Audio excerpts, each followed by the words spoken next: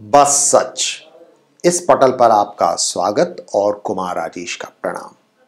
पूरी दुनिया में, पूरे संसार में कोई टकराव, कोई दुख होगा ही नहीं या हो ही नहीं सकता अगर हम सब, आप और हम, बस एक अंतिम सच, अकाट्य सत्य को मान ले।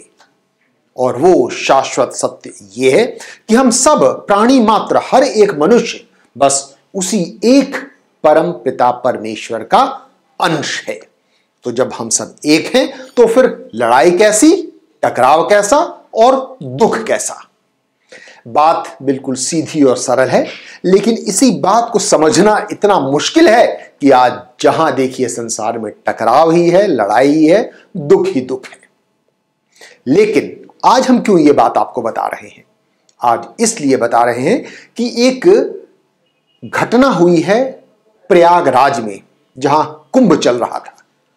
वहां पर प्रधानमंत्री नरेंद्र मोदी ने 5 सफाई कर्मचारियों के पैर पखारे, और यह अपने आप में एक ऐसी घटना है जिसके चलते हम आपसे रूबरू हैं इस विषय को लेकर। बात बिल्कुल सीधी है, लेकिन फिर भी हमें समझ में नहीं आती है। शायद इसीलिए युगों युगों से समय समय पर कुछ ऐसी घटनाएं होती हैं जिसके जरिए यह सत्य जिसका मैंने जिक्र किया हमें समझाने की कोशिश की जाती है। जैसे कि एक समय था हजारों साल पहले, जब प्रभु राम ने शबरी के, जी हां, एक दलित आदिवासी बूढ़ी महिला शबरी के जूठे बेर खाए थे। एक वो भी समय था जब द्वारकाधीश सम्राट श्री कृष्ण ने अपने बाल सखा, एक गरीब दरिद्र ब्राह्मण सुदामा के पैर पखारे थे। और आज फिर एक समय है जब 5 सफाई कर्मचारियों के पैर पखारे हैं भारत के प्रधानमंत्री नरेंद्र मोदी ने। लोग इसे राजनीति से भी जोड़कर देख सकते हैं, 2019 में होने वाले लोकसभा चुनाव से भी जोड़कर देख सकते हैं। मर्जी आपकी, आप जरूर देखिए, लेकिन हम तो आज सकारात्मक पक्ष पर ही रोशनी डालेंगे इस पूरे वाकये का। और इस सिलसिले में हमारी कोशिश है प्रेम कुमार की इस रिपोर्ट के जरिए। प्रयागराज कुंभ अब सही मायने में ऐतिहासिक हो गया है। यहाँ की साफ सफाई व्यवस्था ने सबका दिल जीता है, मगर प्रधानमंत्री नरेंद्र मोदी ने सफाई कर्मचारियों के पैर धोकर इस कुंभ को वास्तव में पवित्र बना दिया है। पूरे आयोजन को यादगार बना दिया है।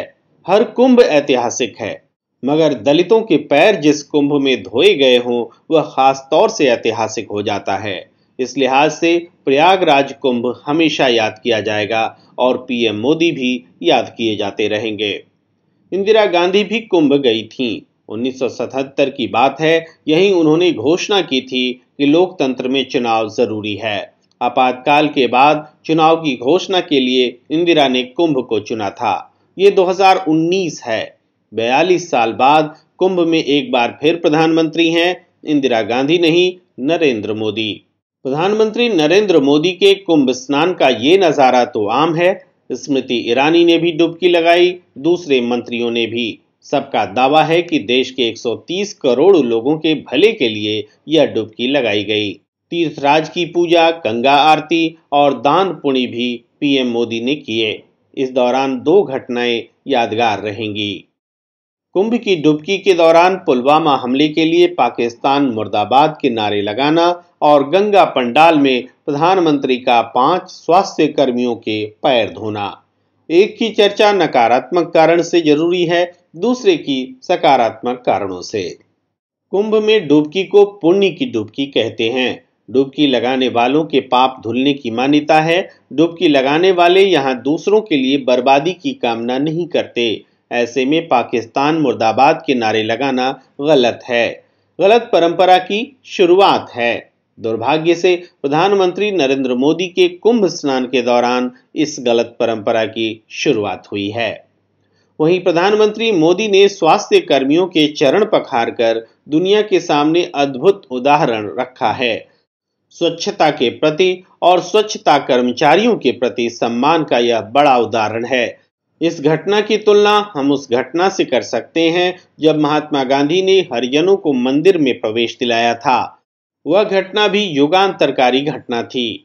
पीएम मोदी ने सफाई कर्मचारियों के पैर धोए, यह प्रतीकात्मक घटना है। प्रतीकात्मक घटनाएं तो वह भी होती हैं जब नेता दलितों के घर भोजन करने जाते हैं, मगर अब उसमें विकृति आ चुकी है। सोच भी बदली है। दलितों के घर जाना, उनसे ही सत्कार कराना और वहां बिसलरी के बोतल वाले पानी पीना या फिर होटल के खाने मंगाकर पांत में बैठकर खाना, ऐसी घटनाओं ने उस पहल की अहमियत कम कर दी है जब कभी इसकी शुरुआत की गई थी। स्वच्छ कुंभ, आभार कुंभ के नारे के साथ सफाई कर्मचारियों के पैर छूकर एक बार फिर प्रधानमंत्री ने दलितों का सम्मान करने के लिए नया तरीका इजाद किया है। अब कोई इसमें मिलावट नहीं कर सकता। दलितों का, उनके काम का सम्मान करके हम उन्हें प्रतिष्ठा दे रहे हैं। दलितों का सम्मान करने के लिए पीएम मोदी का यह इनोवेशन है। पीएम के इस इनोवेशन का जवाब देश में विपक्ष के पास नहीं है। ऐसा करके पीएम मोदी ने अपने विरोधियों को चौंका दिया है।